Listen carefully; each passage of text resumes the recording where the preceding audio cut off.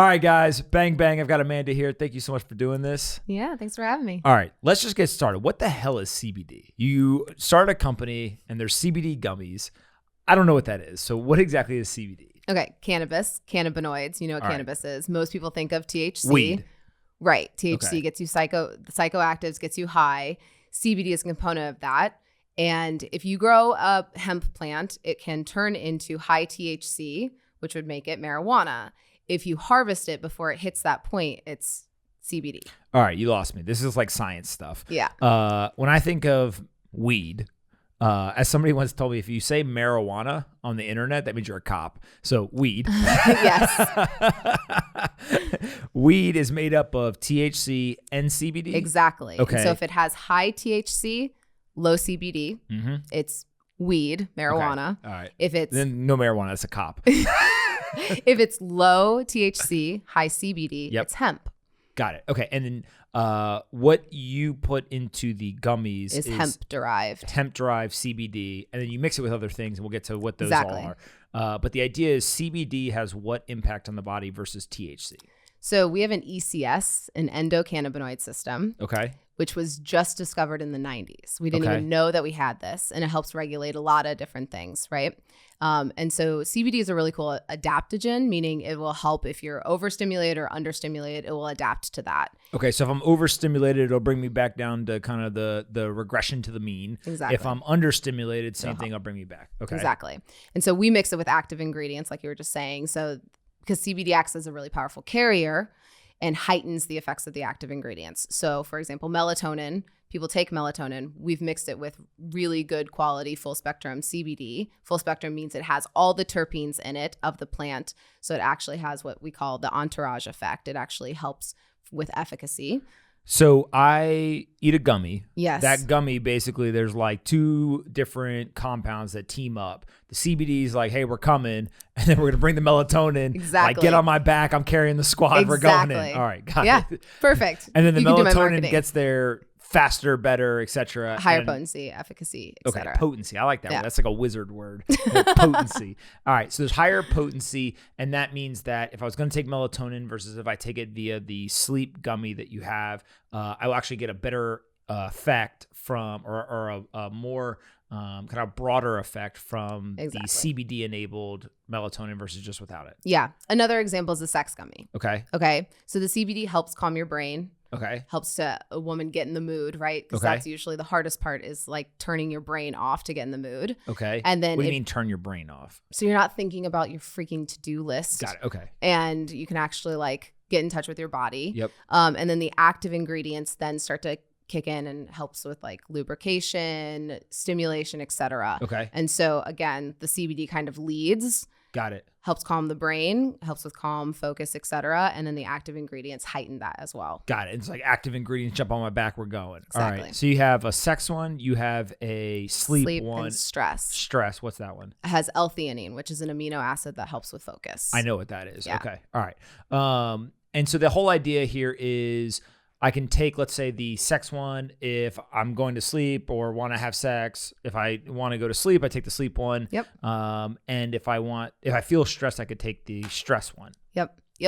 Can I take multiple ones in the same day? Yeah. Okay.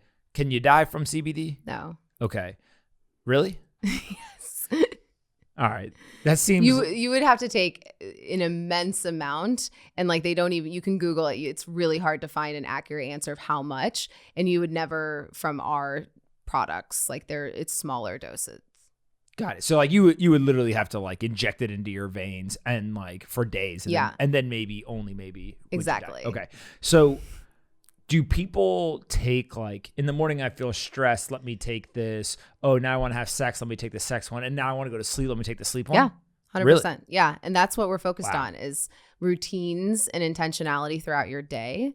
And that's why, I mean, the CBD landscape, the reason I started is because it's so fragmented and really confusing. Like all the questions you're asking are like scientific and rooted in like understanding what a cannabinoid is. I'm a scientist. Most people right, don't know exactly. And it's in your spare time.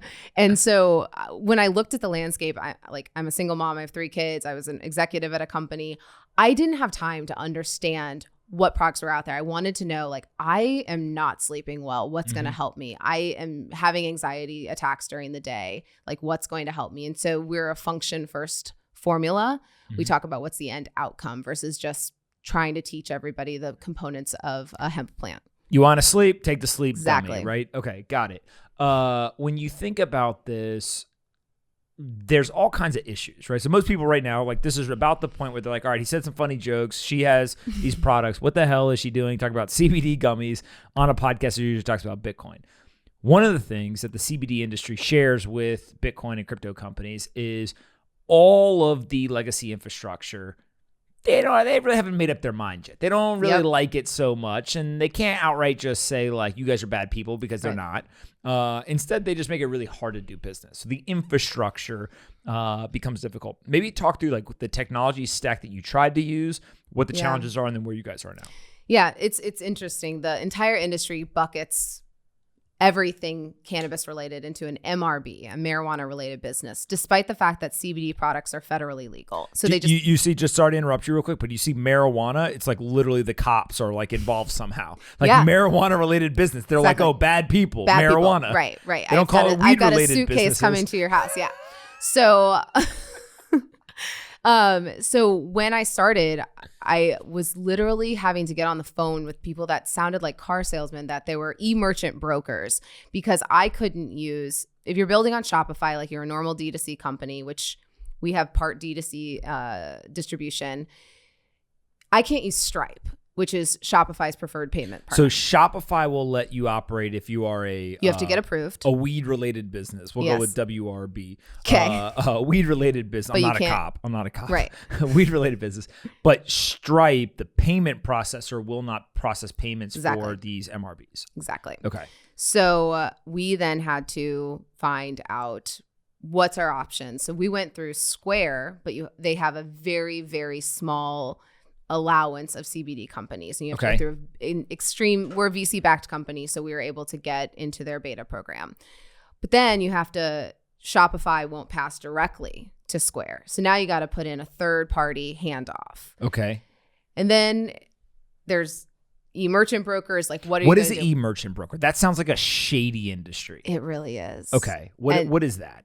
It's just the handoff between a payment platform. Okay, you use car salesmen, so that's where I'm getting the shady. It's literally the car salesman that's like, I'm trying to sell you this car. They're trying to be that middleman of the shopping cart and the payment. Okay, which Stripe basically killed that industry. Exactly. If you can use Stripe. Exactly. Okay, makes sense. So when you start doing this, were you able to get up and running at first and then they quickly shut you down? Or like, do they not even let you get up and running because they realize the M word is part of this business? Exactly. Okay. So, it's whack-a-mole. Like, I literally will get down the line of an SMS platform, and then they'll be like, oh, wait. We just looked at your website, your CBD. Sorry, we can't support you. And the same with like fundraising. For text message? Yeah. It's probably because the word marijuana, cops, like I'm telling you. I'm telling you, they know that M word is going to pop up. Yeah, they think I'm just like, yeah. So it's fundraising too. Like, I've learned that I am just super transparent up front. It's like, we are a CBD company. We're helping, women. But if I try doing the like female wellness angle, they find out, and then I've gone down this path, and now I have to come back and find new solutions. So because there's certain banks and other types of financial institutions that will make it very difficult for people to invest as well, not 100%. Only for you to process the payments, but investors, etc. Exactly. Okay. And also where their money comes from. Mm-hmm. Like, if their LPs are in the Middle East, I have like the double whammy, because I'm cannabis and sexual health, which in the VC world, sexual health was just made a category so that you could actually size the market and have comps. That was just 3 years ago. Mm-hmm. And so a lot of LPs that are coming from different parts of the world, if they're in that fund, I can't even talk to them. Dumb question. Middle Eastern LPs, religious, or they just don't like sex, or what's going on there? Or combination? I think it's still patriarchal societies. Okay. So not necessarily directly a religious thing as much as it is like a societal and cultural thing. Yeah. Okay. And they're putting pressure or having the docs. They just have vice clauses. Got it. Okay. Literally, they're like, yeah. Okay. So you've raised capital. How much? To date, 2.5. All right. $2.5 million. And the whole idea is you're going to take what right now is 3 products: the sex, sleep, and stress, all S's. Very good alliteration there. Thanks. And you basically use CBD in these products, in the gummies, and you go and you sell it on the internet, except for there's one twist. Yeah. I'm fascinated by this. And the first time I heard this, as I'm assuming most investors, they go, this is either shady or this is genius. And like, I don't know how to underwrite it. Okay. But what you basically do is you have like Tupperware style distribution. Mm-hmm. I didn't understand this until literally before the podcast, so I'm cheating now. Part of this is because you're getting shut down by the payment processors. And we're getting shut down by Facebook. Okay, explain that. You cannot. So we are ingestibles. Many CBD companies. Ingestible means I can literally put it inside eat your body. Yeah, Yep. yeah. Many CBD companies will launch a topical, meaning like a cream or something, and then they'll run paid ads for that. And that's cool if That's it's a cream. cool. Exactly. All right. But since I'm fully focused on efficacy, I wanted just ingestibles. Facebook will not let me run any paid ads because we're ingestibles. So you can have a Facebook page, you can have a personal profile, but you Right. can't run paid ads. Right. Okay. What, is Zuck not like weed? Apparently. He probably is marijuana. He's a cop. Like, love you. Sorry, just kidding. But like, I mean, what's up with that? Yeah. So CBD, anything that goes in the body, or is it specifically targeting weed /CBD/THC? Yeah, anything ingestibles. Oh, okay. So this Literally. isn't specifically this subsector of ingestibles. It's anything that you put inside your body they aren't cool with. Right. Okay. Now I get your question. Yeah, it's just CBD ingestibles. Okay, Obviously, so you can't like- do THC because that's not federally legal. You Okay, can't run so paid ads to THC. THC not allowed federally. Yeah, but CBD because it's an ingestible. But like, there's nootropics. There's other people like that are running paid ads. Can you do alcohol? Paid ads for alcohol? No. I No. don't think so. Okay, interesting. I don't That think changes so. my opinion a little bit. If you could do paid ads for alcohol, then I'd be like, that kind of is like hypocritical. Right. If you can't do paid But ads. you can run paid ads for Viagra. Huh. So how's Can that you? different? Yeah. But is that prescribed? Hims and hers. Is that prescribed by a Hims and doctor? hers are not prescribed. And they have. No, but don't they? Oh, maybe not. I don't know. I don't know enough Yeah. about it. But I wonder if there's like a prescription component of it in terms of if Yeah. it's prescribed by a doctor, then like it's okay somehow. I don't know. No, it's. The alcohol thing is interesting. Yeah. Maybe we'll get some data on yeah, that we need before to the end Google of that. the We like pause and Google it. the podcast. All right, so you can't use Facebook ads to get distribution. Yep. The payment systems are all basically screwing you. Yeah. So then explain this distribution network. I'm fascinated by the idea of innovation and ingenuity comes out of necessity, 100%. which is you're like the classic case for this. Yeah. So I grew up in the Midwest, small town. All right. There, Everyone in the Midwest says that. my town's 800 people. That's very small. Okay, keep going. Yeah. I think my high school is bigger than that. Go ahead. Yeah. So everyone sold, Mary Kay, Roden and Fields, you name it, right? Those are MLMs. Dumb question. What's What are those? So an MLM. No. Oh, Mary Kay. makeup and Roden and Fields skincare.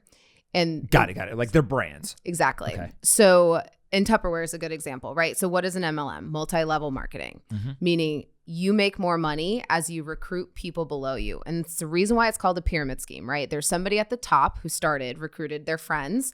Those people had to recruit more friends. And what happens is the person at the top gets a percentage of each of the people under them. So the person at the top is making a ton of money. People at the bottom are making nothing. Is this illegal? Yes. It is illegal. Okay. It is, but there are loopholes and there are still tons of MLMs out there and they're predatory on low socioeconomic households. Okay. Because less than 1% of women in MLMs make money. What is the loopholes that people expose?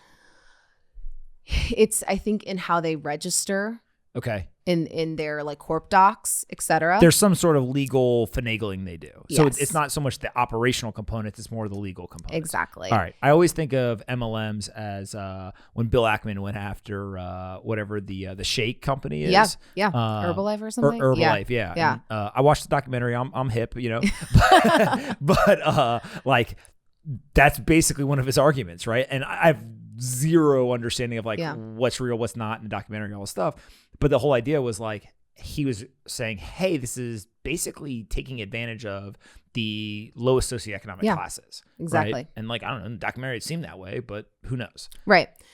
So I studied MLMs because I'm from the Midwest. Lots of people sell them. I'm like, what is drawing women to these things? And it came down to really two key components. They wanted to be a part of something that was like a brand and a mission that they stood for. Mm-hmm. And they wanted to make money, and they were being sold this idea of making money. So what wasn't working? What actually makes them predatory? Huge upfront costs and monthly minimums. You have to buy $500 worth of product every single month. Whether you sell it or not, they don't care, right?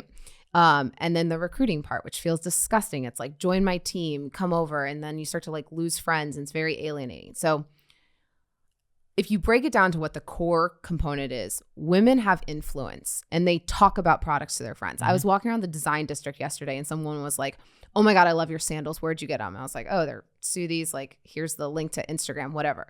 That's how we find out about cool brands, because you talk to your friends. So if we boil that down, that's my entire distribution strategy. I have women who try the product. If it helps them, they get an affiliate link. They talk to their friends. They host parties.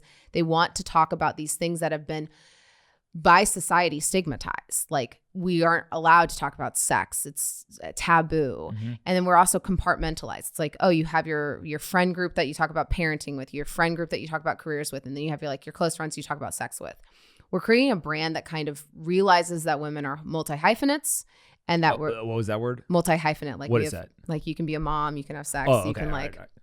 And moms don't have sex. Keep going. How did we become moms? I don't know. Keep going, please. Keep going. And in tapping into love you, Mom. Hi, Mom. And tapping into the fact that we're influential with our friends. Mm-hmm. And so that 65% of our sales comes from what we call wise women. And they are not only coming to us for these products that are helping them, but then we have this entire education and community that is teaching them. So as they're making money, so average woman makes about $100 a month, rather than being like an MLM that's like, now you can go to Target or go buy more Starbucks or whatever, we're like, want to learn about Bitcoin? Let's talk about cryptocurrency. What is it? Let's talk about blockchain, etc. And so they feel a safe space to ask all the questions. And that's my end goal, is to get more than whatever. It's like 10% of women hold, wallets. So all right. So hold on. Let's go back for a second. The difference between, I think I MLM, understand this, MLM and what you're doing is, in the MLM, if I'm participating, my goal is not to sell products. My goal is to sell people to become a person, and then we go sell products. But really, I don't want them to sell products. I want them to go recruit more people. And it's basically like, I just built an army of MLM folks. I don't know if anything ever gets sold, but like, I have a bunch of people underneath me. Well, and they all have monthly minimums. So they have to keep buying the product. So it doesn't matter if they sell that product, they're responsible for that monthly minimum. Got it. And that's like probably a lot of money. That's most of their sales. Got it. Okay. What you're doing is you're saying, don't go recruit anybody. Instead, here's an affiliate link. No different than if I went and a company gave me an affiliate link and I tweeted it. Exactly. Versus if I said, hey, 5 friends come over, and then like, I'm going to like tap on the phone for you and buy this shit. Exactly. Okay. And so really the biggest difference is the affiliate model, which is what you're doing. Yep. But it's trying to use human connections, friendships, etc., and create like a safe space of community, whatever. Yep. Okay. Once they buy the product, is it a one-time purchase or is it a subscription purchase? So we literally just launched subscriptions this week, so people can. So you can do either one. Exactly. I have multiple friends. The reason why I know a little bit about this weed stuff is not marijuana. No, weed. Is I have multiple friends who have taken the gummies, and people that folks on Twitter will know, and they swear by them. Yeah. And like, one of my friends is very, very health conscious, to the point where like one time I had to ask him. I was like, I think I noticed like, you don't drink either, and he was like, no. Yeah. And then I was like, you don't eat carbs really, and he was like, not really. And then I was like, okay, well, what about this weed thing? And he was like, oh, it's very healthy. And he like explained it to me. And it was the whole idea of like the melatonin, the CBD, and help him go to sleep. And so what I'm fascinated by is, if you're getting shut down by, let's just call it, and this is an overgeneralized term, but big tech, right? Yeah. Whether it's Facebook not allowing you to do payments, Facebook not allowing you to do paid advertising, Stripe not allowing you to do payments, whatever.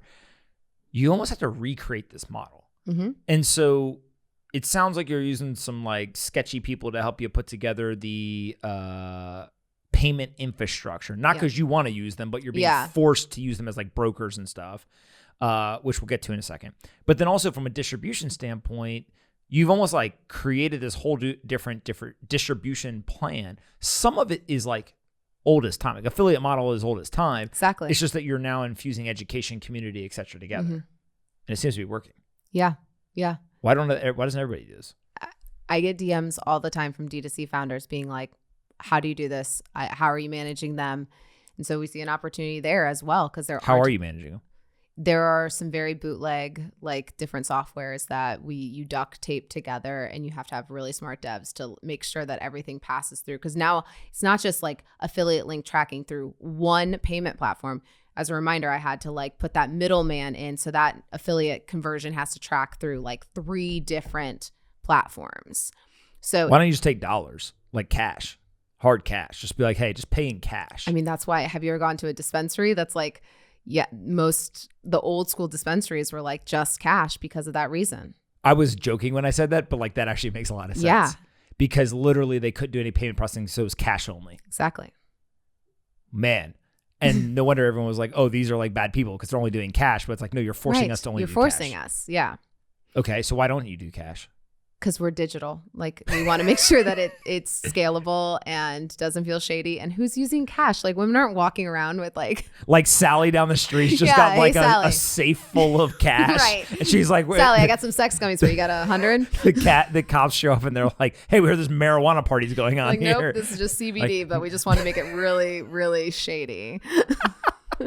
All right, so you're doing digital payments, and people can use credit card, debit card, all the normal stuff, right? Yeah. But the affiliate link is the key to this whole thing because that's how you ensure that whoever recruits their friends as buyers, not as anything sellers, else, right? Yeah. And basically, all the affiliate link. Yep. If you can track that all the way through, then you're able to pay them. Exactly. How do you do the split?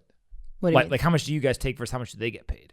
They get a high, like it's 20 to 25% affiliate commission, which is higher than really most high. Affiliates because that's the money that I would have to pay Google and Facebook to acquire sales. Yep. So I just redid my entire model to say I'm not giving $1 to Google and Facebook. That is going to women who are supporting this mission.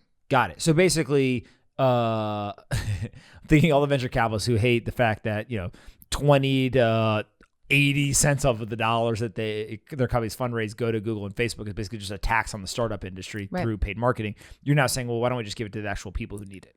And it's a higher ROI because those people are also content creators. I get so much more out of them. They'll content create. They want, like our seed round announcement, like got so much amplification just from all the wise women. I have 500 women who are so 500? Yeah.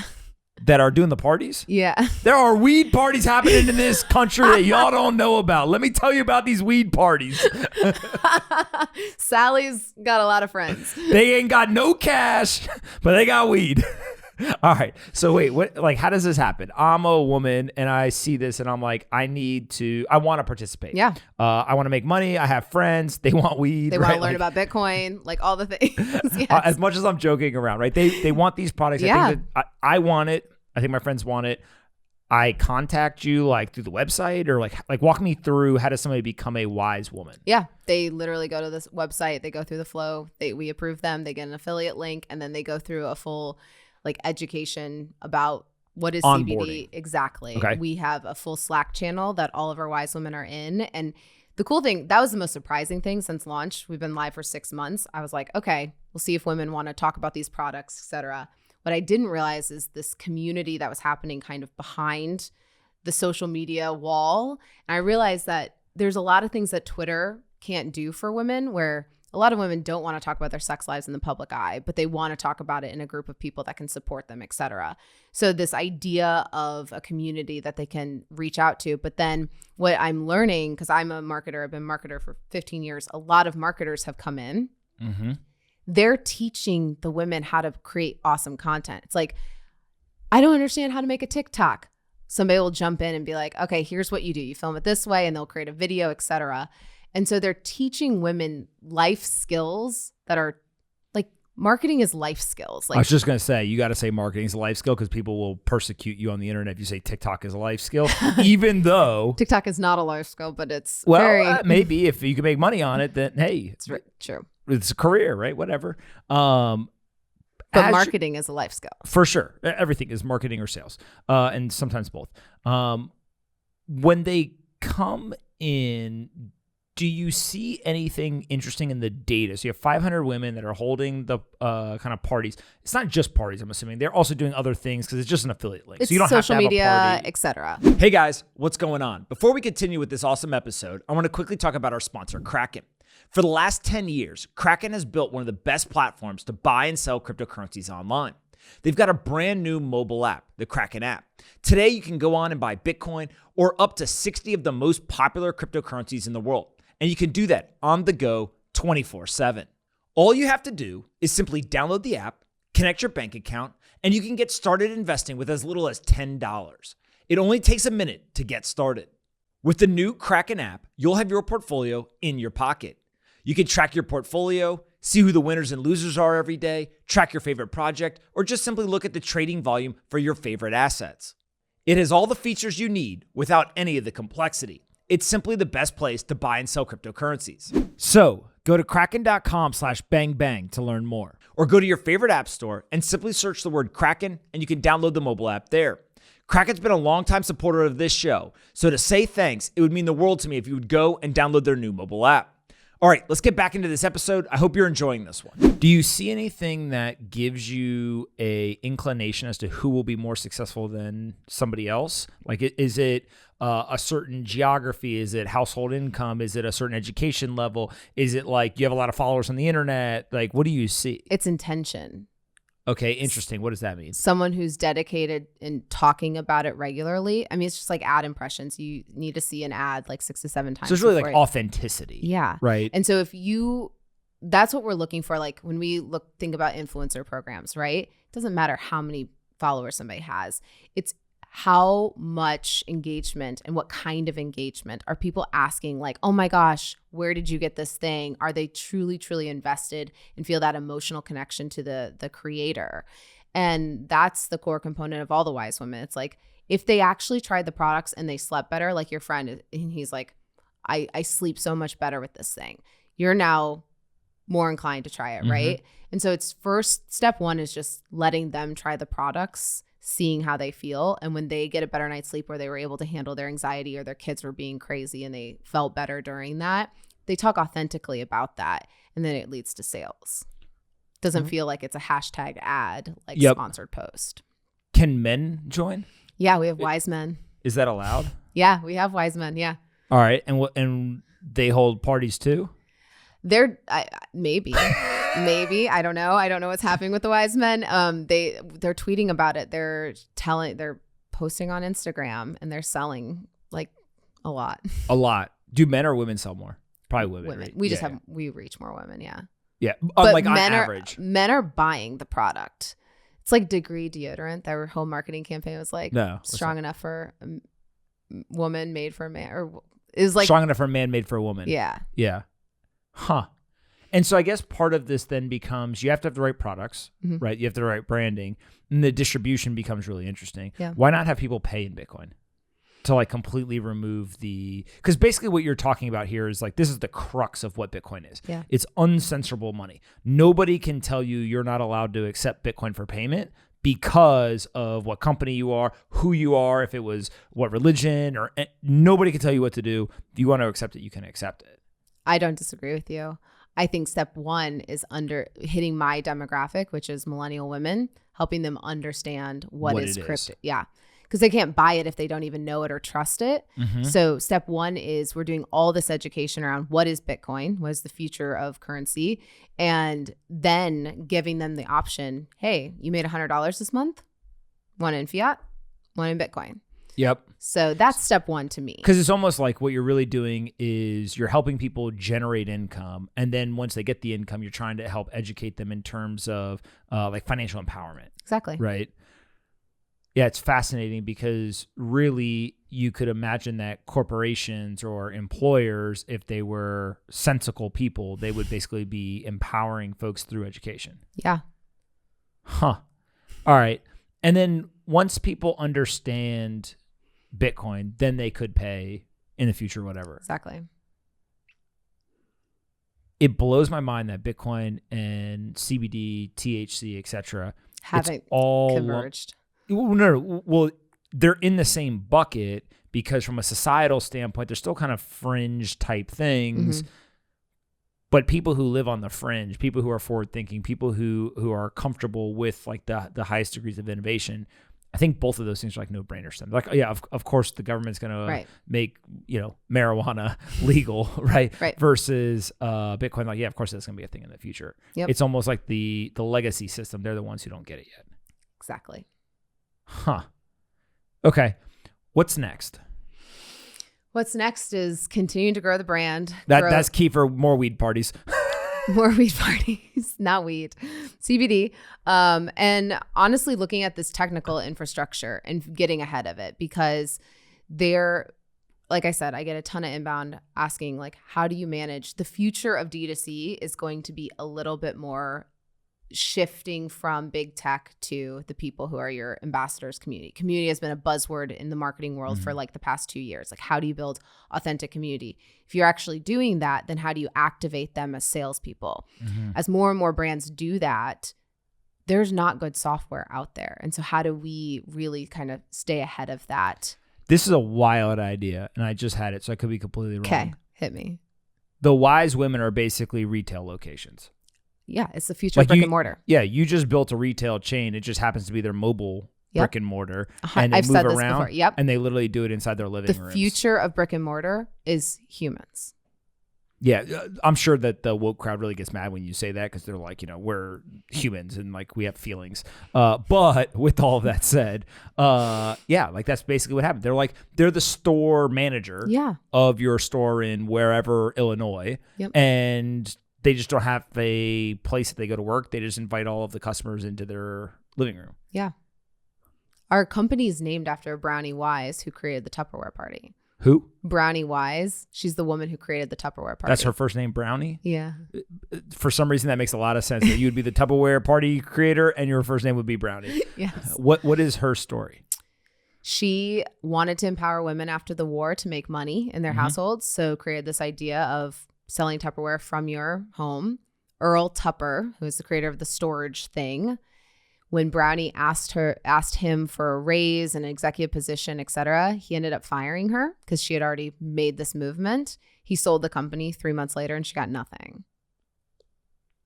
And she had created the idea of the Tupperware parties. Yeah, the idea that women have influence over their friends.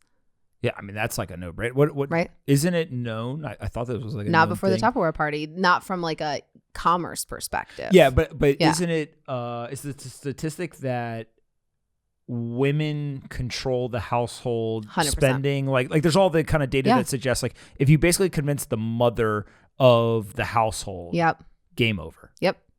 And that's why the two most important demographics, if you're building a technology company to get into, is teenage to like young 20s females who then share, talk, whatever. It's not physical products like, hey, you said like somebody asked you about your sandals. It's, did you see this new app? Did you whatever? Like, it's a very collaborative nature and kind of recommendation. And then moms. Like, it's like actually the guys are the second. All my friends, I asked them, I'm like, what laundry detergent do you use? And is it the one your mom used?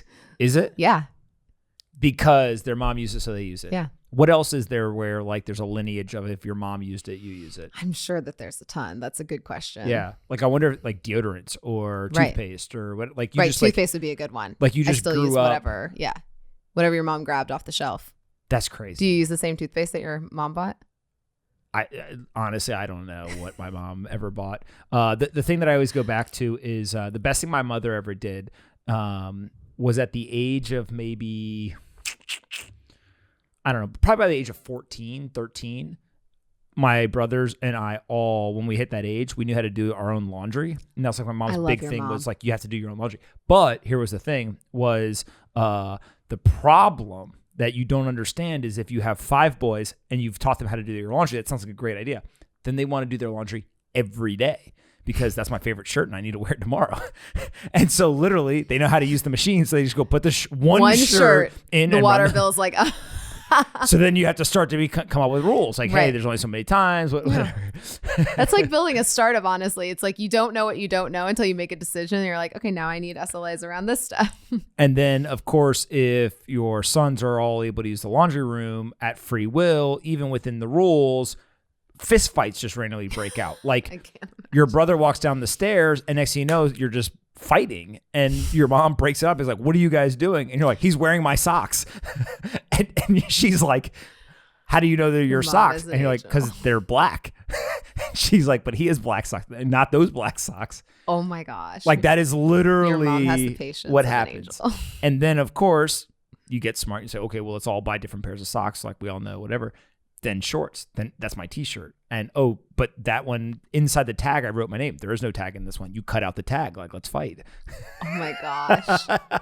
I wonder if you guys still wear the same color socks that you bought as like a kid. No, we have a running joke. We all just wear black t-shirts. That's it. Okay. And so now as semi-adults, it still would be confusing. But we have separate homes now. Yeah. Separate washing machines has solved this problem. But if you guys go on trips, it's how old do you have to be to use the CBD? We say 21. 21. That's the federal rule. So does this infiltrate into colleges? Yeah. So we do have, we've never targeted that demographic yet, just because we believe that, again, moms have a lot of influence. Yep. And we started this in the pandemic. Like I raised 2 rounds in the pandemic because I saw all of my mom friends turning to alcohol because of stress. Yep. And I wanted to give them an alternative that they could trust, because the alcohol, as we know, like it doesn't serve you, affects your sleep, affects your head gut connection, et cetera, and anxiety. So we started with that, but yes, 100% could go to colleges. Yeah, it's really interesting when you start to think of all the groups where they're already like very high degree of connections, high trust, and then kind of built-in recommendations, whatever. Yeah. Like I remember in college, there's a group of friends of mine. If anyone got into anything, like, hey man, these shoes are really comfortable, it was like, bam, literally everyone has. So a demographic we're talking to now is hairstylists, because you sit in that chair as a woman for like 3 hours and you talk about everything. Really? Yeah. Man, see, I don't think guys do that. I don't think guys really talk to the barbers. No, they talk to each other, but they don't talk to the barbers, not so much. Okay. It also depends what type of barbershop you go to. Okay. But hairstylists, you're in the chair for a while. And so we have a couple of people who are like, I'm just going to start selling it to my clients because they're stressed. They're telling us how stressed they are and they're going to make money. Again, I don't know what I don't know. So this is a wild question, but women go to the hairstylist, sit in the chair, and then tell a random woman that they don't really know, like, yeah, I'm super stressed, and like just like start sharing. Your hairstylist is not a random person. Okay. I didn't understand that. Got it. You literally. Because you go to the same one every time. Yeah. Oh, yeah. Guys don't do that. I just cut my own hair. Like, whatever. No, that person knows your like intricacies of your life. Really? Yeah. Because you go there like, if you're like me and blonde and you're going like every 8 weeks and. So you just see them over and over and over and over again. And then you trust them because you trust them with your hair. So like if they tell you to get ingestibles, then like you're whatever. Yeah. Yes. So there's lots of these, like it's all about, exactly. But it's all about that trust factor. Like who do you confide in for recommendations? And we are tapping into those network effects. Yeah. Are there other groups that you think could be interesting? We've been talking. What about priest? I feel like the priest could just be like, hear ye, y'all. It's really funny because I do refer to religion a lot of like, how do you assemble a cult-like mentality? And it's like, study religion. No, literally, if the priest went up in front and did his sermon, it was like, by the way, get some CBD. Like they would all go buy it. Yeah. He's already like put 10% of your income in this basket, and people just fork it over, like as if like, oh, I don't know. They have no clue where the money goes. No clue. But they're just like, here's some cash. Yeah, and then they're like, eat this flesh and blood, and yeah. Yeah, but even that's like, all right, that's part of the religion piece. But like, I've always been fascinated since I was a little kid, and they would pass that basket around in Catholic church, and people would just put cash in, and then it would go to a random person. And I used to always be like, I know they're taking it. Like I don't know who that is, but like some kid, like you're telling me that kid's carrying around a couple $100 in a basket and you didn't take $1. Maybe he didn't. I don't know. But like, to me, inside of the church, and we've seen the bad side, right? Like obviously there's been all the negative stuff with priests in the Catholic Church or whatever. But like, there's just this element of like, once you got inside those walls of a church, I don't want to say all rational thought left or like independent thought, but there was this sense of like, I trust the people here. I trust the message. I trust whatever. And like, if priests told people to go get CBD, I guarantee they'd go get it. Potentially. You sound not as excited about getting the priest. I'm not going after priests. I don't think they'd be aligned with my core mission of empowering. No longer the house of Jesus is the house of wise. Yeah, that's a different house, Pomp. Like, very different house than we're going after. I'm just saying. All right, what other groups? We think a lot about massage, like where you go to get massages. I think that's same dynamic as the hairdresser. And also like where you're going to relax. I think yoga studios, etc., where you actually are trying to like get in touch with your body and feel your body. So basically, if people go ahead and they buy the product at the yoga studio's making additional income. We focus on the teachers, like someone who's an independent, they are a yoga instructor, etc. We focus on the individuals first because that's our distribution strategy. I didn't understand this, but my amazing, loving wife has a person, but I don't know, a instructor person. Oh yeah. Who she used to go to the classes, and I don't really know what goes on there, but she comes back and says like, it was a good workout. I'm like, okay.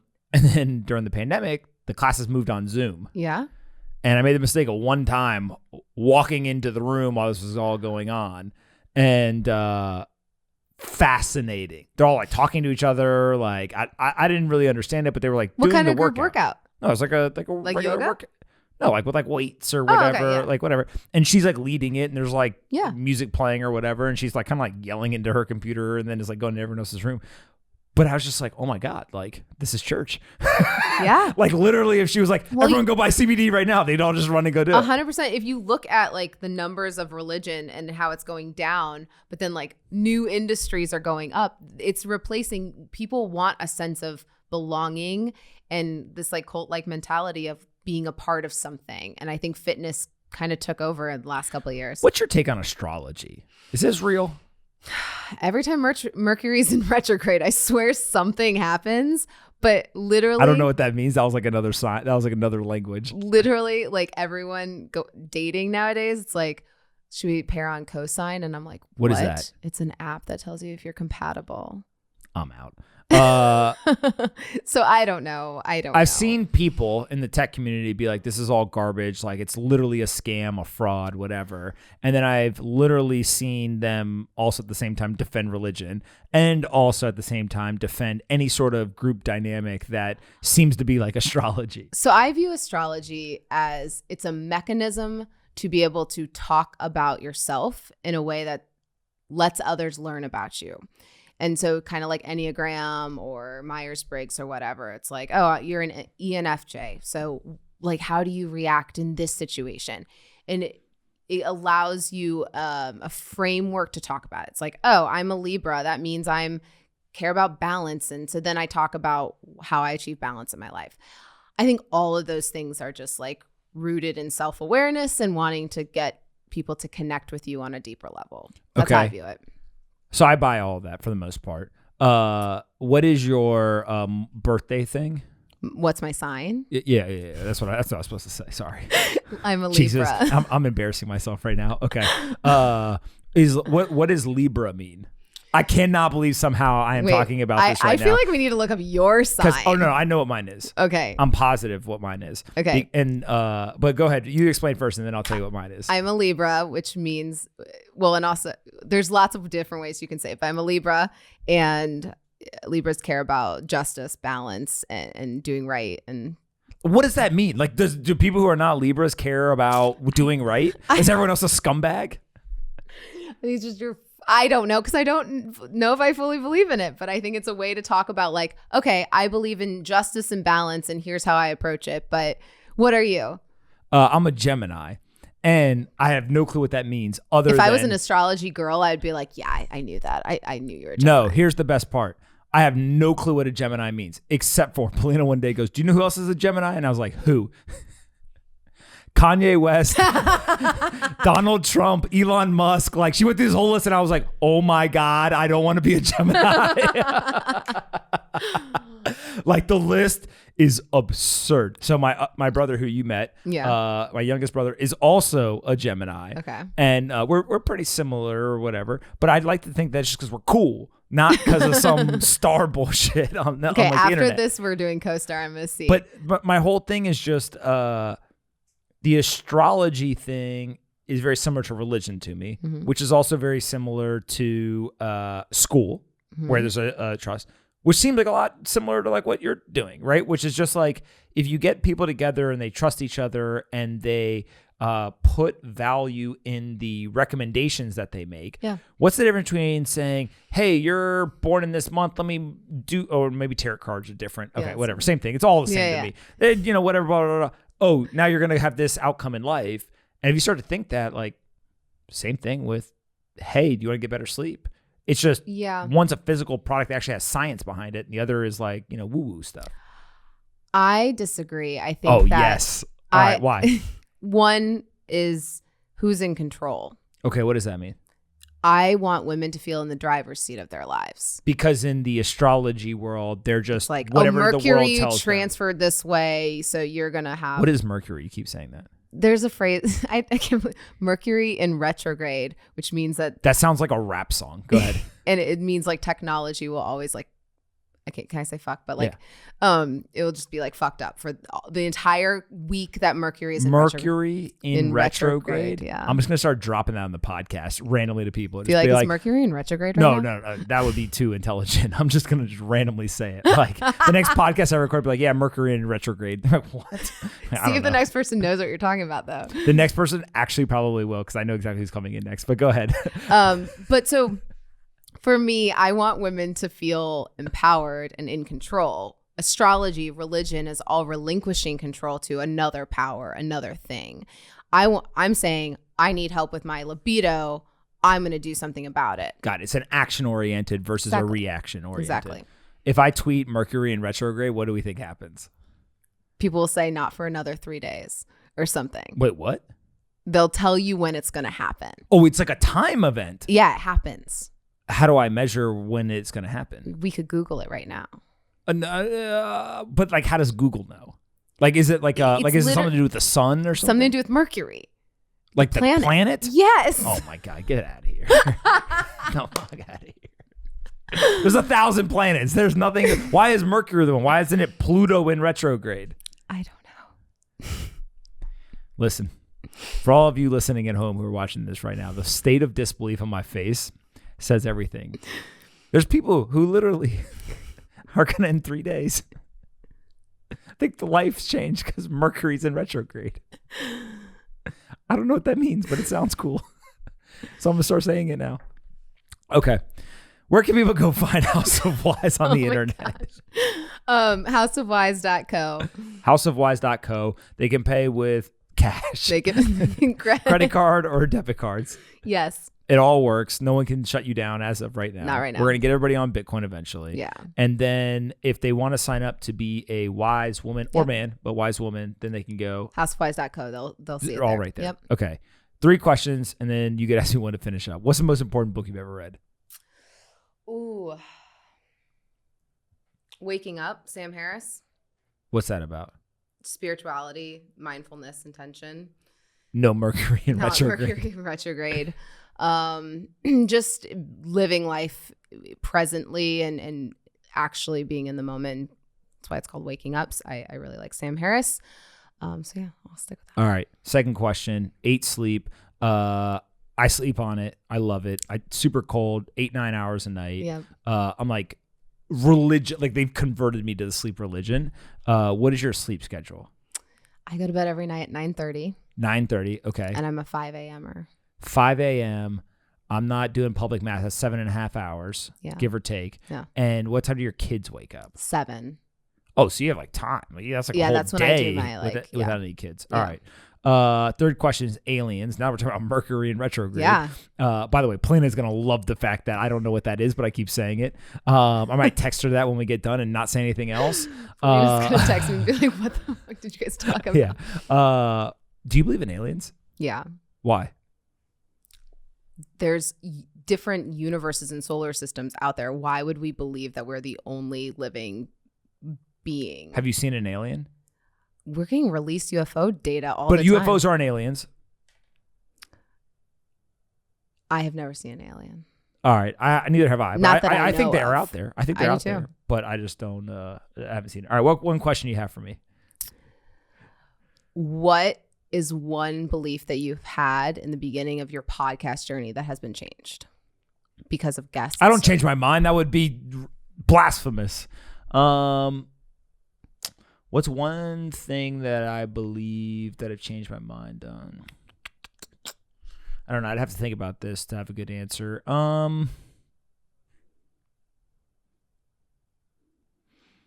would say that it's not so much I've changed my mind, maybe as much as I've developed a deeper appreciation for aspects of the world that I think people kind of like intuitively know is bad, but until you talk to an expert in that space, you don't understand how bad it is. So criminal justice reform. Yeah. Oh, yeah, there's people who are locked up, right? Like that probably shouldn't be. That's like the initial kind of elementary analysis of the situation. Yeah. Then you go learn about it and you're like, that is really, really screwed up. Like should cannabis. Absolutely change We're talking about cannabis. Like 40,000 people are still in jail for something that states are making millions of dollars doing the exact same thing. Oh, they get put in a cage for a plant. It's nuts. It's absolutely nuts. So I think that's probably the biggest thing is just like the intellectual curiosity that it like curates of like, hey, when you hear about something that's like interesting, if you go dig deeper, 100%. It's going to be 10 times, bigger than you thought. That's both for like innovation and like technology, but also for like societal positive or negative things. Yeah. And so I think like, just like, that's my favorite part of the podcast is just like, it pushes you to like keep learning. Yeah. All right. Houseofwise.co. You can sign up, you can buy, you can do all kinds of stuff there. All right. What is your Twitter account? Amanda M. Goetz, Goetz. All right. Goetz is how I pronounce it, but okay. Okay. All right. Thanks so much. Thanks, Pomp.